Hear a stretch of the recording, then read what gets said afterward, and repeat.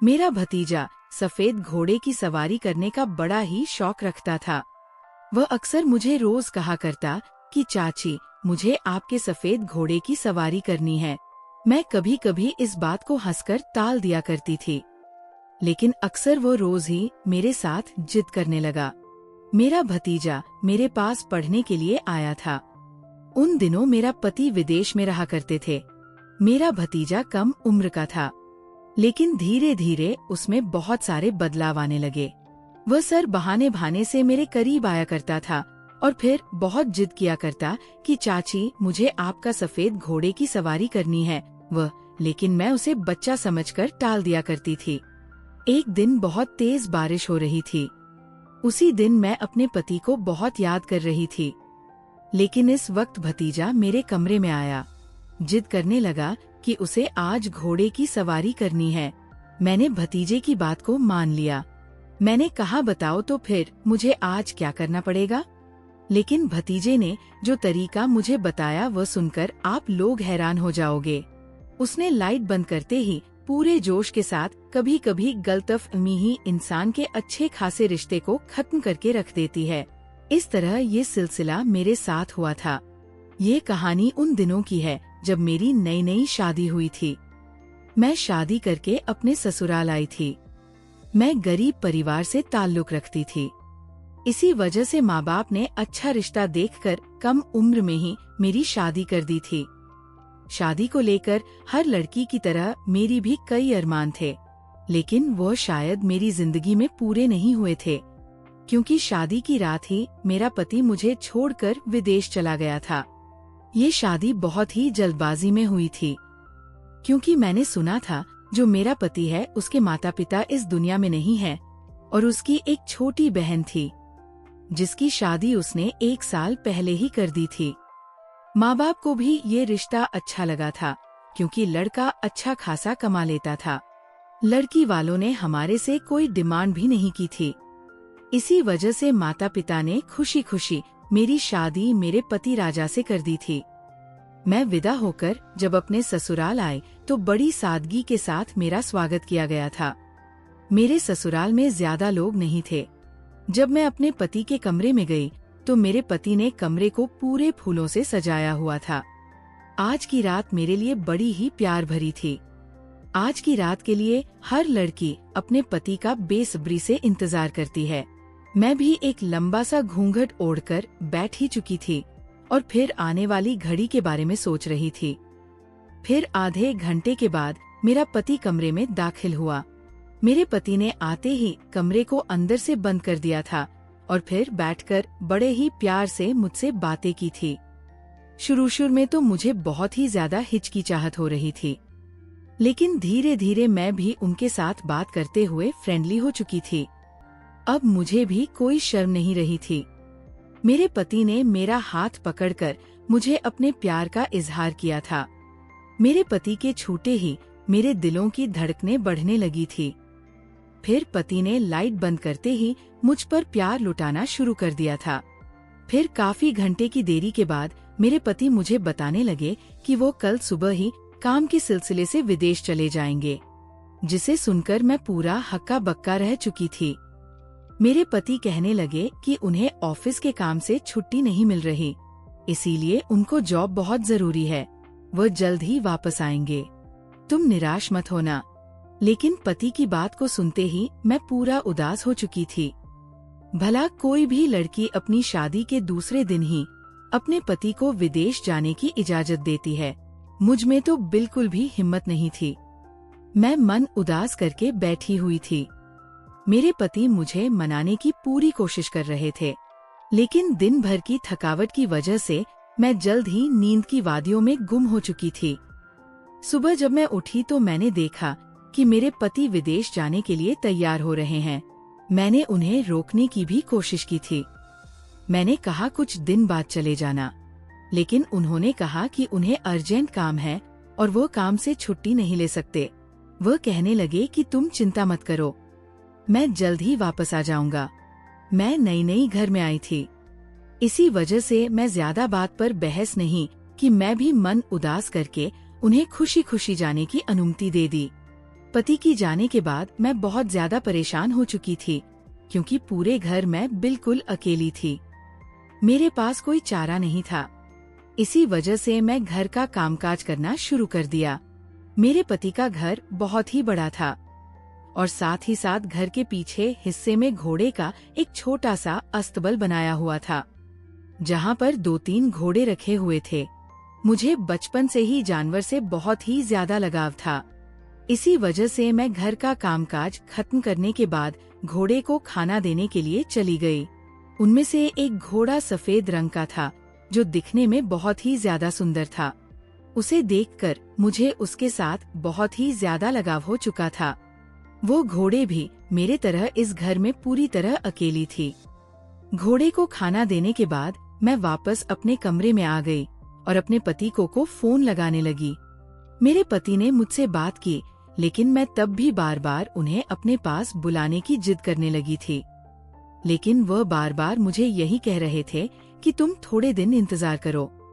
कुछ दिन के बाद मेरा भतीजा हमारे घर में आकर रहेगा, क्योंकि यहाँ से वह अपने आगे की पढ़ाई कंप्लीट करेगा। हमारे घर कुछ की दूरी में बहुत सारे अच्छे कॉलेज हैं। इसी वजह से वह यहाँ पर रहकर आगे की पढ़ाई को कंप्लीट करेगा और तुम्हारा भी मन लग जाएगा। पति के कहने के बाद मैं कुछ देर शांत हो चुकी थी। मुझे भी ये सही लगा था कि कोई शायद इस घर में आकर रहेगा तो मेरा भी मन लग जाएगा। मैं अपने पति के साथ कुछ देर प्यार भरी बातें की और उसके बाद हम दोनों ने फोन रख दिया। उसके बाद मैं अपने घर के कामकाज में फिर से बिजी हो चुकी थी। मैं शाम का खाना बनाया और खाना खाकर मैं घोड़े के अस्तबल में चली गई थी। वहाँ जाकर मैंने कुछ वक्त घोड़े के साथ वक्त बिताया था।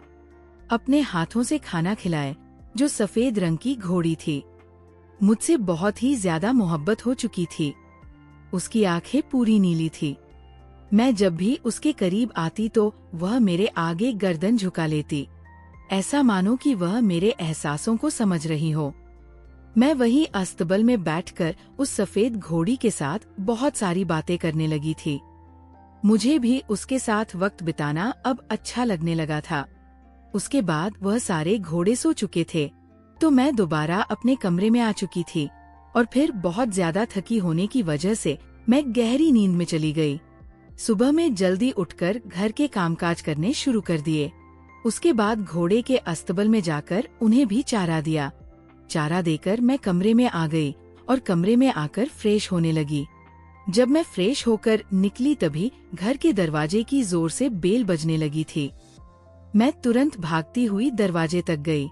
जब मैं दरवाजा खोला तो सामने खड़े शख्स को देखकर मैं हैरान रह चुकी थी, क्योंकि सामने जो शख्स था वह मेरा भतीजा था। उसे शादी में मैंने एक ही बार देखा था। इसी वजह से पहले ही नजर में उसे पहचान चुकी थी। वह मुझे देखकर कहने लगा कि चाची, आप तो आज बहुत ही ज्यादा खूबसूरत लग रही हो। मैं भी शर्मा चुकी थी। मैंने कहा, तुम अंदर तो आओ, मेरी तारीफें बाद में कर लेना। चलो जल्दी से अंदर आ जाओ। फिर उसने अपना एक बड़ा सा बैग सोफे की साइड पर रखा और कहने लगा, आपको तो पता ही होगा, मैं यहाँ पर पढ़ने के लिए आया हूँ। मेरे आगे की पढ़ाई यहीं से होगी। उस लड़के का नाम अरमान था। उसकी उम्र 20 साल थी।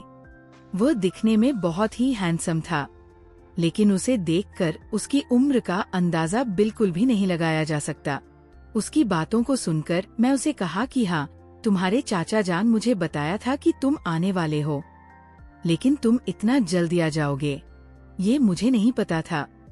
चलो मैं तुम्हें तुम्हारा कमरा दिखा देती हूँ, तुम थोड़ा देर फ्रेश हो जाओ, उसके बाद मैं तुम्हारे लिए नाश्ता लेकर आती हूँ।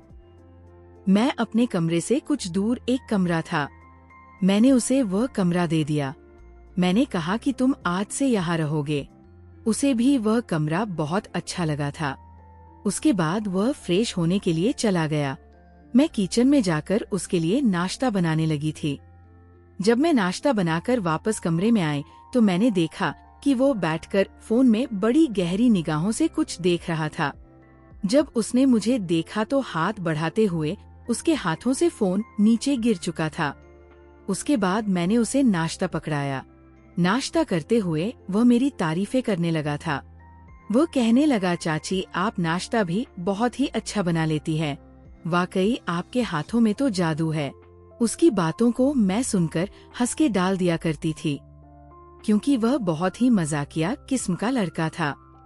फिर मैंने कुछ देर उसके पास बैठकर उसके आगे की पढ़ाई के बारे में मैंने पूछा था, पर हम दोनों ने कई देर तक एक दूसरे के साथ बात की थी। उससे बात करने के बाद अपने कमरे में चली आई थी। कमरे में आकर देखा कि मेरे फोन पर मेरे पति की कॉल आ रही थी। मैंने तुरंत रिसीव किया।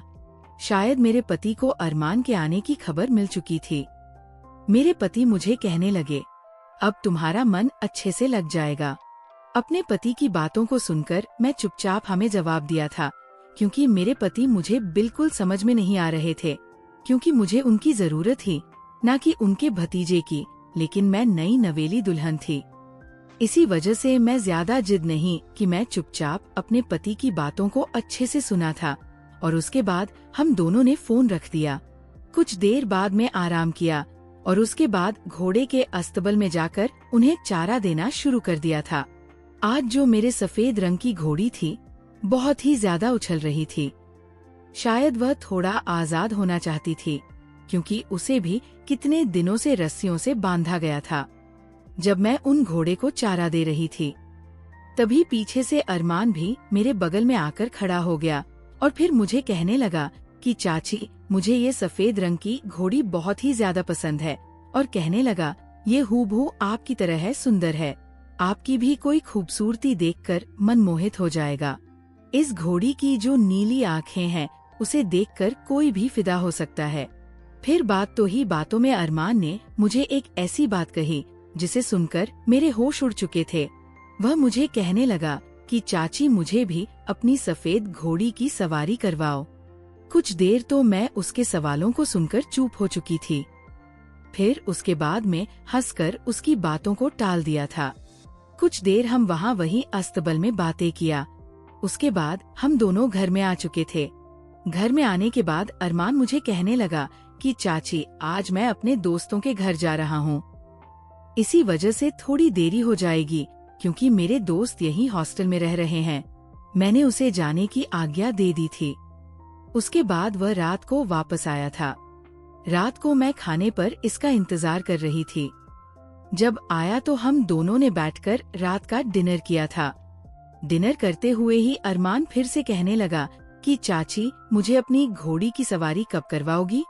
इस बात को सुनकर मैं फिर से हंसकर डाल दिया था।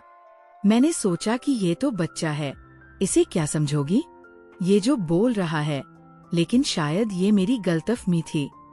डिनर करने के बाद अरमान अपने कमरे में सोने के लिए चला गया था। मैं सोने के लिए चली गई थी। मैं बहुत ज्यादा घर के कामकाजों की वजह से बहुत थक चुकी थी। इसी वजह से मैं भी अपने में जाकर जल्द ही सो चुकी थी।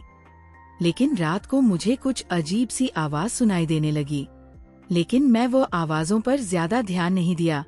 जब मैं सुबह उठी तो मेरे दिमाग में रात वाली बात के बारे में सोचने लगी थी। किचन में जब काम कर रही थी तो मैं आवाजों को गहरी तरीके से सोच रही थी, लेकिन तभी पीछे से अरमान कब आकर खड़ा हो गया, मुझे मालूम नहीं। उसने मुझे एक बार आवाज भी लगाई, लेकिन मैंने उसकी आवाज को नहीं सुना।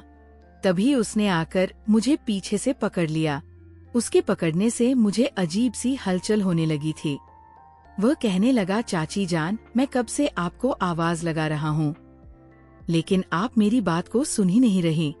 कहने लगा कि मैं आज दोपहर को नहीं आऊंगा, क्योंकि आज मैं अपना कॉलेज में एडमिशन करवाने जाने वाला हूँ। जिसे सुनकर मैंने कहा कि ठीक है, तुम रात को तो आओगी ना। तो कहने लगा हाँ। तभी चाची ने और मैं नाश्ता किया। नाश्ता करते वक्त अरमान मुझे कहने लगा कि चाची अपनी घोड़ी की सवारी कब करवाओगी। मैं तभी उसकी बातों को सुनकर चुप हो चुकी थी। मैंने कहा, तुम्हें घोड़ी कब से पसंद आने लगी। वह कहने लगा, मुझे घोड़ियों का शौक बचपन से ही है। मुझे अक्सर सफेद रंग की घोड़ी पर सवारी करना बहुत पसंद है। बार बार मुझसे जिद करने लगा था, लेकिन मैं अब उसकी बातों को हंसकर डाल दिया करती थी। अब यही सिलसिला रोज शुरू हो चुका था। जब रात को अरमान घर वापस आता और डिनर करने के बाद वह अपने कमरे में चला गया। उसके कमरे के जाने के कुछ देर बाद ही मुझे फिर से अजीबोगरीब आवाज आने लगी थी। जब मैं आवाजों को सुनने के लिए कमरे से बाहर निकलते तो धीरे धीरे कदम बढ़ाते हुए मैंने ये देखा कि आवाज तो मुझे अरमान के कमरे से आ रही है। ये आवाज बड़ी ही अलग किस्म की थी। सुनकर मुझे अजीब सी हलचल महसूस होने लगी थी। मुझे डर लगने लगा था। इसी वजह से मैं तुरंत भागकर अपने कमरे में आ चुकी थी। मैं अपने पति को बहुत ही ज्यादा याद कर रही थी। डर के मारे में चादर ओढ़कर सो चुकी थी। सुबह जब उठी फिर से घर के कामकाजों में मगन हो चुकी थी। कामकाज करते हुए मुझे फिर से वह रात वाली आवाज के बारे में मैं सोचने लगी थी।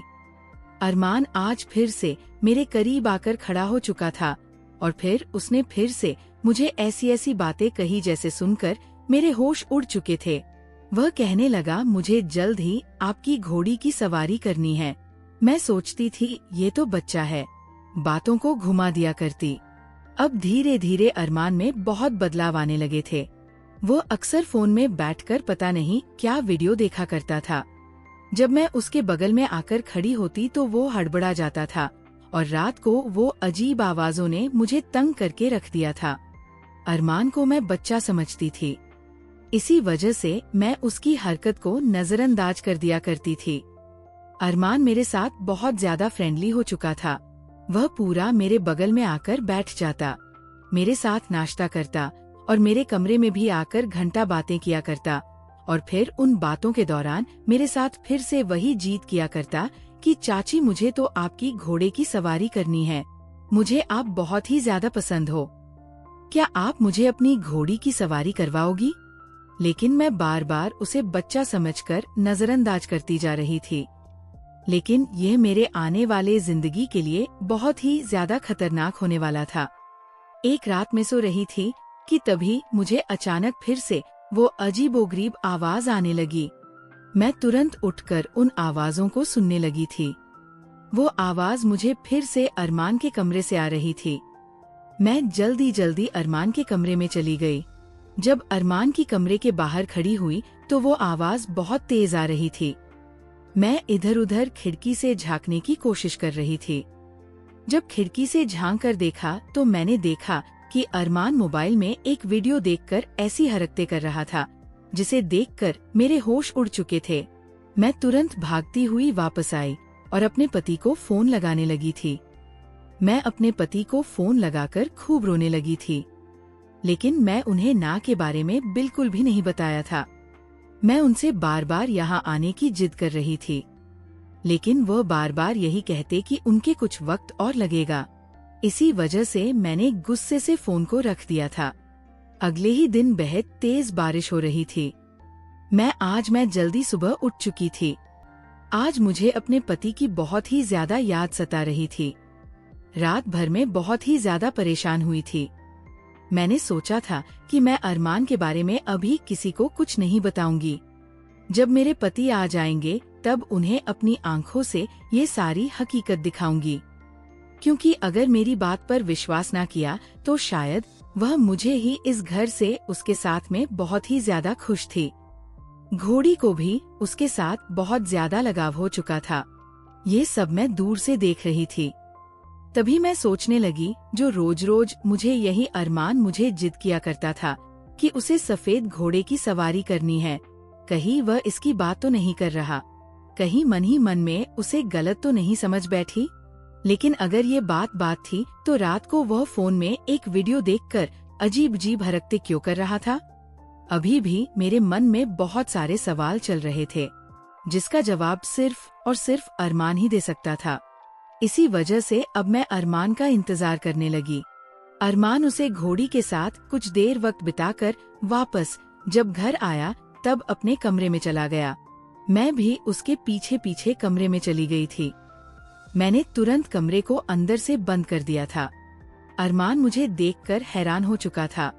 वो कहने लगा, चाची, आप इतनी जल्दी उठ चुकी थी। मैंने कहा, क्यों, तुम हैरान हो गए हो? क्या तुम नहीं चाहते थे? मैं अजीबोगरीब बातें करने लगी। लेकिन वह मेरी बातों को अच्छे से समझ चुका था। वो तुरंत कहने लगा, मेरा ऐसा कोई मतलब नहीं था। मैंने कहा, फिर कैसा मतलब था? तुम तो रोज मुझे कहते थे कि तुम्हें सफेद रंग की घोड़ी का सवारी करनी है। तो वह मुझे कहने लगा, जी चाची मैं कहा तो था। मैंने कहा, तो क्या तुम असद बल में जो सफेद रंग की घोड़ी थी उसकी बात कर रहे थे? तो कहने लगा, हाँ चाची, क्योंकि मुझे वो सफेद रंग की घोड़ी बहुत ही पसंद थी और मुझे बचपन से ही घोड़े का बहुत ही ज्यादा शौक है। मैं जब छोटा था तो अपनी दादी के घर जाया करता था। दादी के वहाँ बहुत सारे घोड़े भी हुआ करते थे। मैं उनकी सवारी भी किया करता था। लेकिन एक बार एक घोड़े के ऊपर से मैं गिर चुका था, जिसकी वजह से मेरी टांग में फ्रैक्चर आ चुका था।